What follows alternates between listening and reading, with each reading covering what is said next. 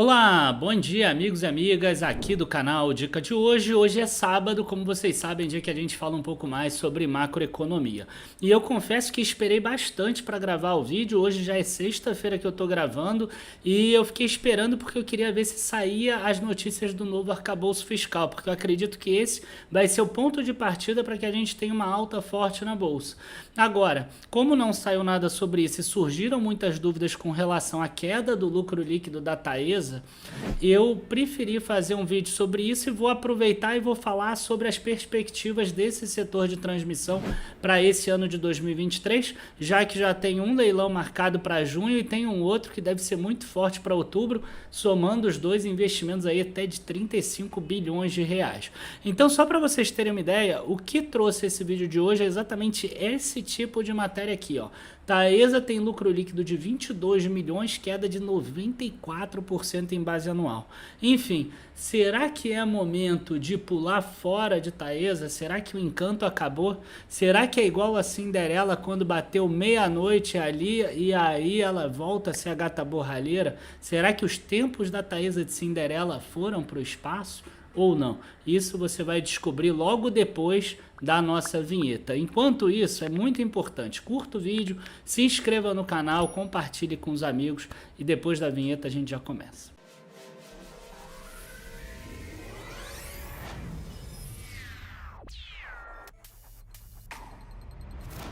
Bom, pessoal, vamos começar esse vídeo de hoje falando o seguinte. A Taesa é uma empresa de transmissão de energia e eu vou mostrar como é que funciona a contabilização desse tipo de empresa ainda nesse vídeo de hoje, para vocês entenderem por que teve toda essa queda desse lucro líquido, mas eu quero antes falar para vocês que a estratégia da Taesa ela é baseada num tripé. E esse tripé aqui foi falado pelo CFO da companhia, que é proventos no pagamento de dividendos, oportunidades de investimento em novos negócios e a questão da alavancagem.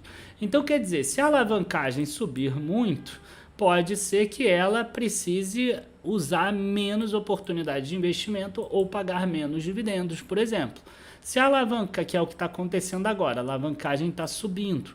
E aí, em outra parte aqui, que eu acabei não tirando o print da matéria, ele fala que, estatutariamente, o máximo, o mínimo que a empresa precisa distribuir em relação ao lucro dela é 50% na forma de dividendos. Então, em tese, a empresa poderia reduzir essa distribuição dela.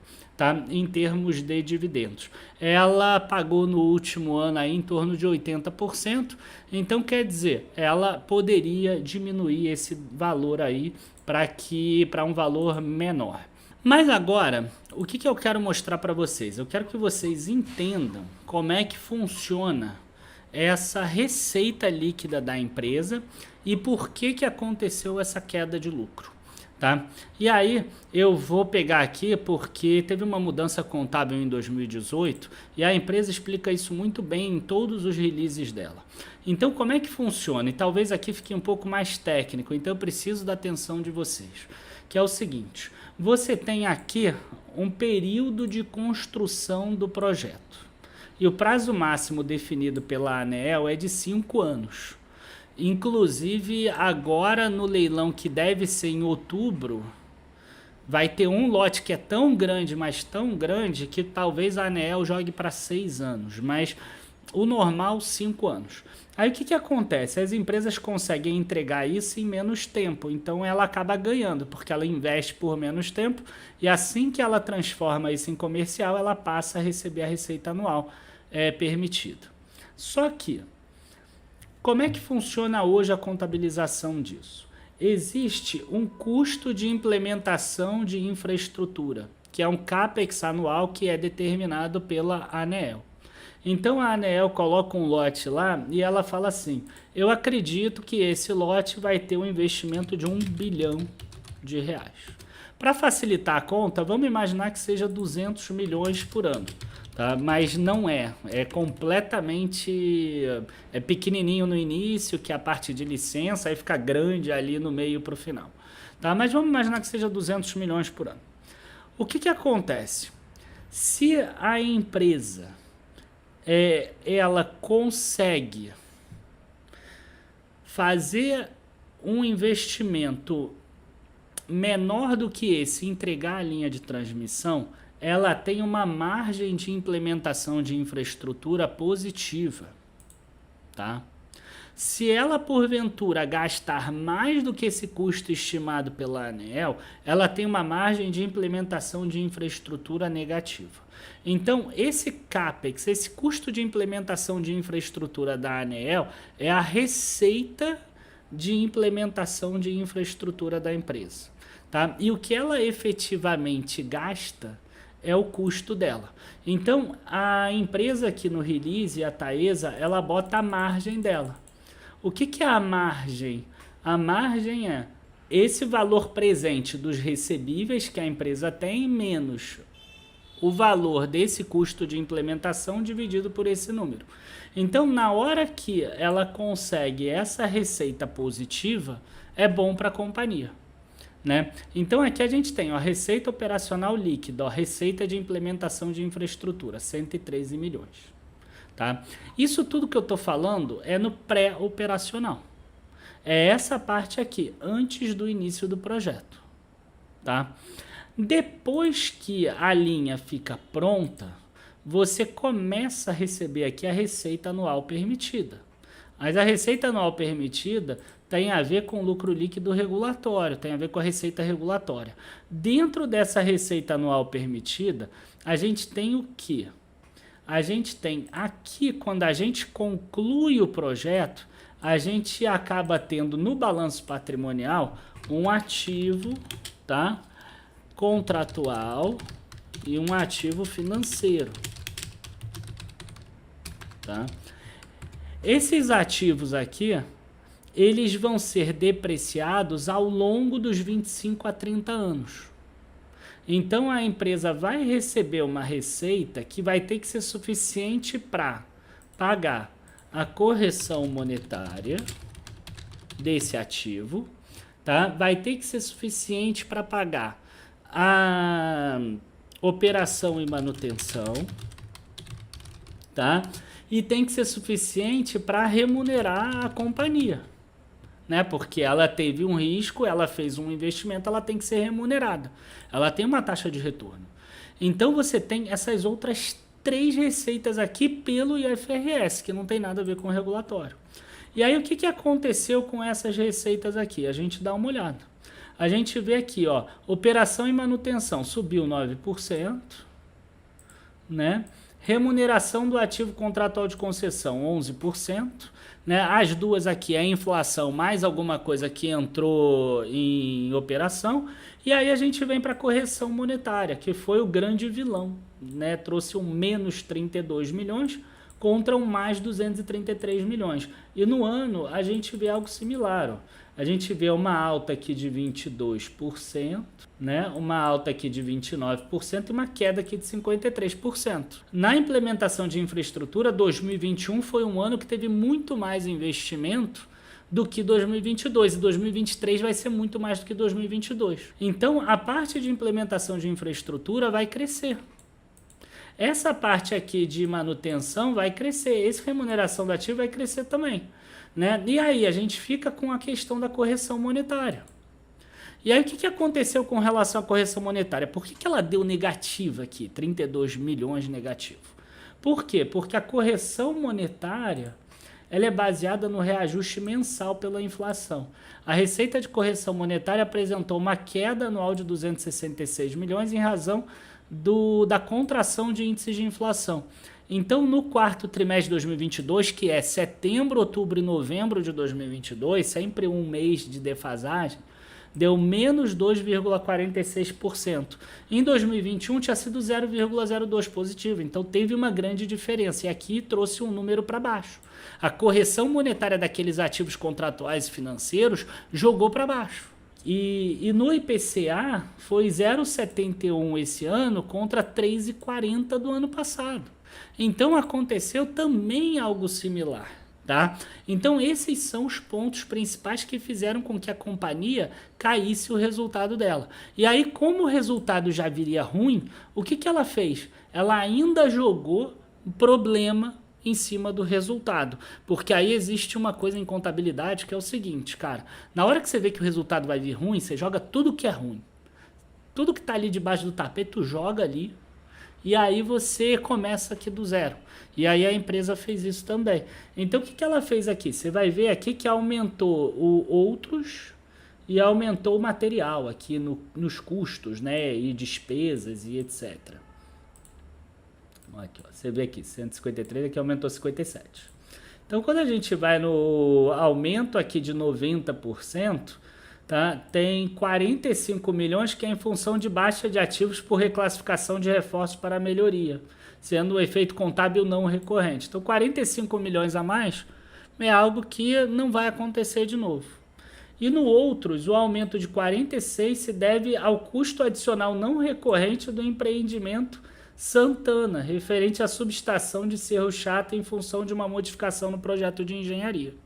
Tá? Então você tem aí em torno de 90 milhões de reais que são não recorrentes, que entraram no custo. Tá?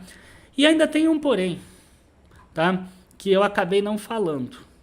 Tá? Quando a gente calcula a receita pelo regulatório, aí não pelo IFRS, ainda tem uma outra situação. Tá? E o regulatório é importante porque gera caixa para a companhia. Aí foge um pouquinho disso que eu estou falando agora do IFRS, porque agora é outra contabilidade, esquece tudo que eu falei agora.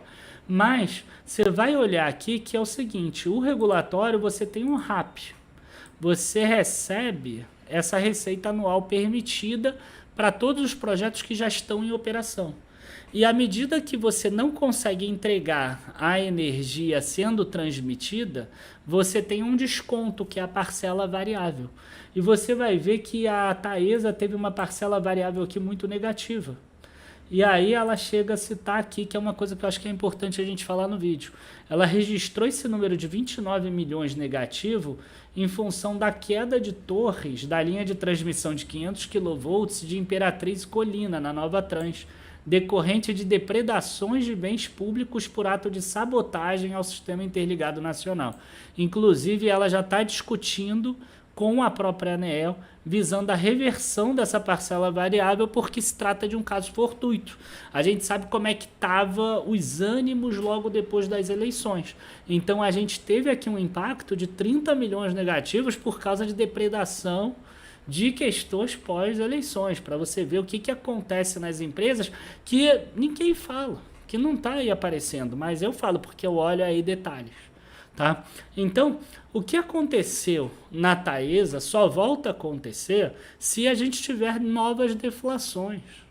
Tá? Então, para mim, não muda absolutamente nada. O que pode acontecer é o endividamento dela começa a crescer e aí ela resolve distribuir 50% do lucro. Isso pode trazer um pouco o dividendo para baixo. O cara que investe em Taesa única e exclusivamente por causa do dividendo, ele pode acabar se sentindo mal. Né? No último ano recebeu 4,80, no próximo ano talvez vai receber 2,40, 2,50. Eu não acredito que isso vai acontecer de cara. Tá? A nossa projeção é maior do que essa. Mas é plausível a gente imaginar que ela distribua um pouco menos. Tá?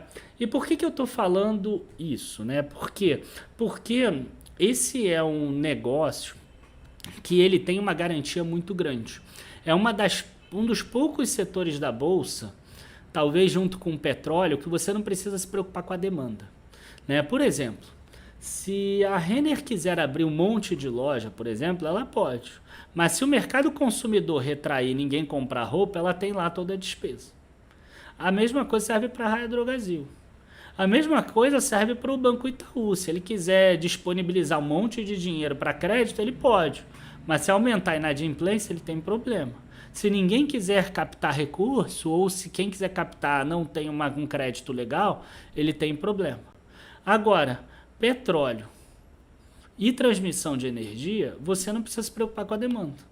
Você, como eu mostrei nesse vídeo de hoje, você é remunerado pelo investimento que você fez para colocar aquelas subestações e aquelas linhas de transmissão funcionando para tirar a energia da geradora e levar ela até a distribuidora. Aí a distribuidora leva para a tua casa.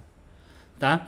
Mas então a gente tem aí uma empresa que já tem um fluxo de caixa que é garantido, né? E que vai ser corrigido monetariamente pela inflação. Mas quando tem deflação, o que que acontece? Você tem essa correção negativa, que foi o que aconteceu agora com a Taesa. Então o que que a gente tem? A gente tem que esse tipo de empresa, ela sabe que quando ela tem uma linha de transmissão perto, ela consegue fazer um investimento abaixo daquele custo de implementação de infraestrutura que a ANEEL acredita.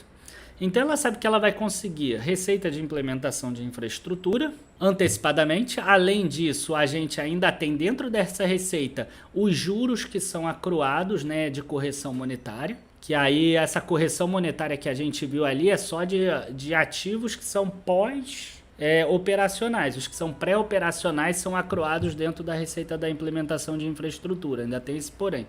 Vocês viram que vai ficar um pouco mais técnico. E o que acontece? À medida que o juro sobe, a taxa de retorno dos projetos aumenta. E além disso, os projetos que a empresa fechou agora em 2021, 2022, ela não tem como parar, porque ela tem um prazo lá com a ANEEL de entregar em 5 anos. Então ela não pode falar assim, agora eu não vou captar recurso porque tá caro, eu vou esperar um pouquinho para captar depois.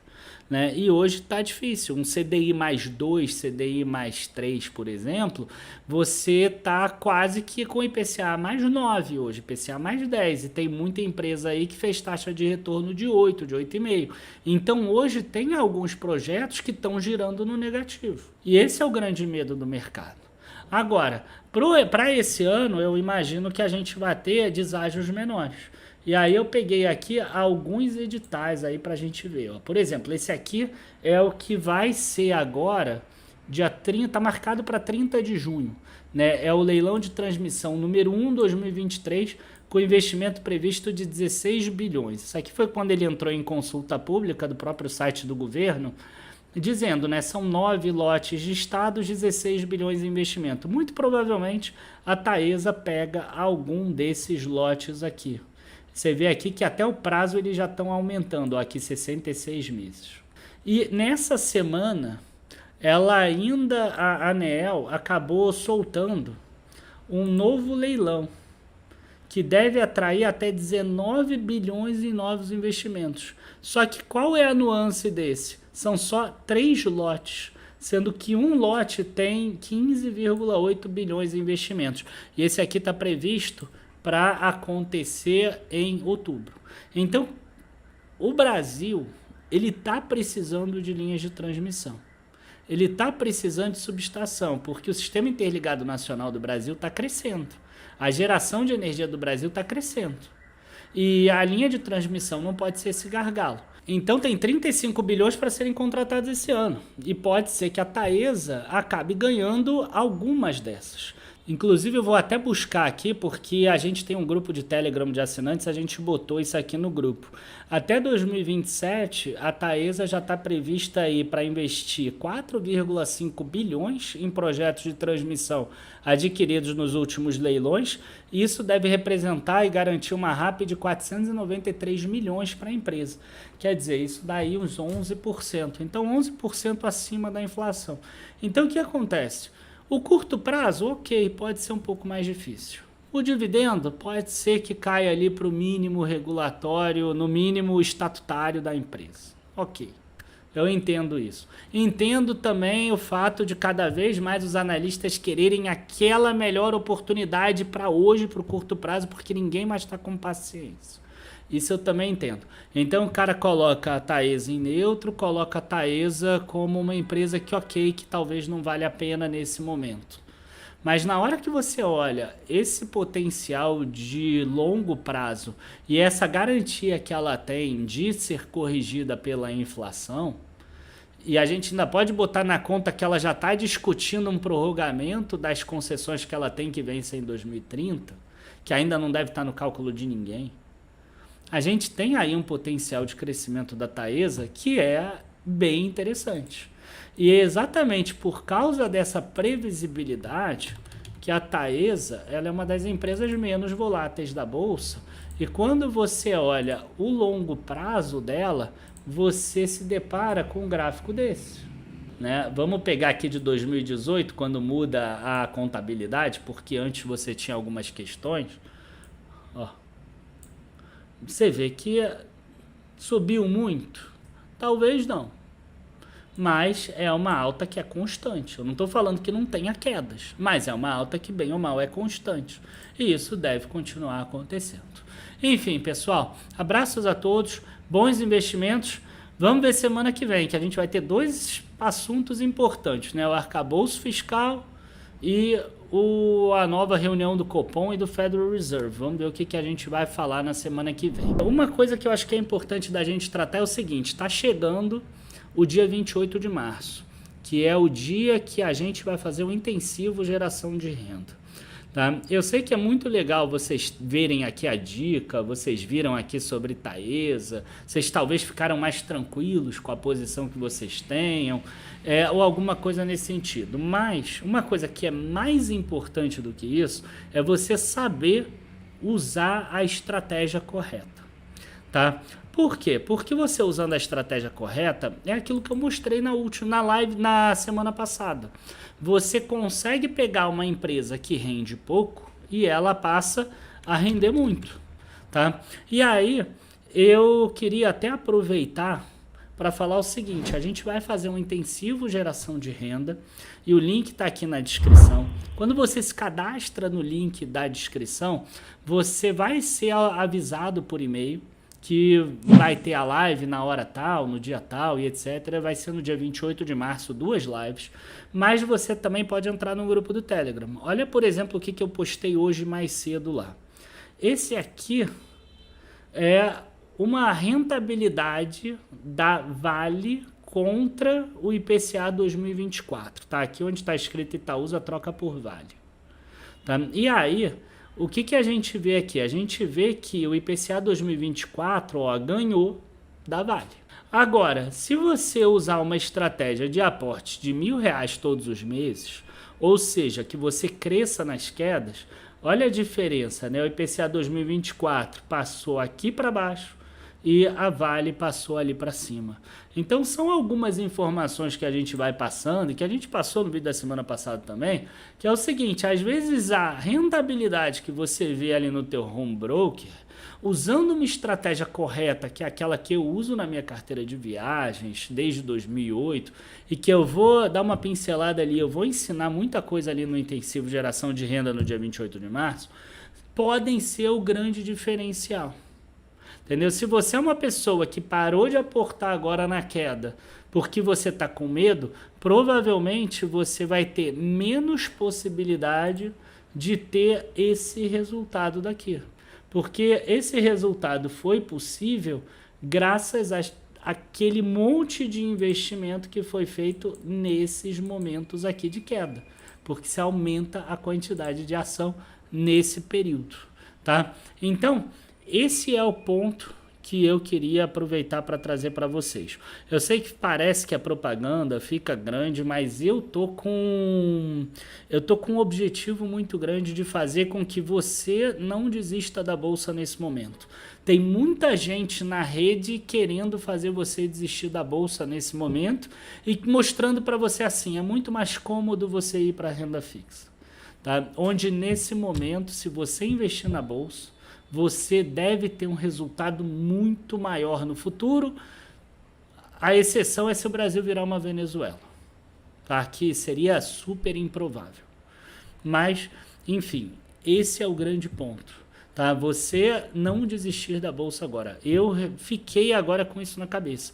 Eu não quero que as pessoas desistam da bolsa no melhor momento para aportar, porque esse é o momento que eu estou fazendo investimento para caramba na bolsa. É o momento em que eu botei na minha cabeça assim: eu tenho um patrimônio X. As ações caem, eu completo de volta esse patrimônio X. As ações caem, eu completo de volta esse patrimônio X. Não importa, eu não quero cair o meu patrimônio X.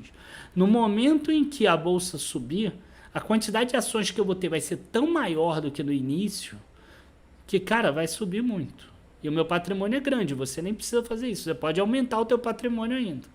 Mas quando você já tem um patrimônio mais robusto, é difícil você conseguir manter e não cair. Mas eu estou tentando ao máximo não cair meu patrimônio, mesmo ele sendo grande.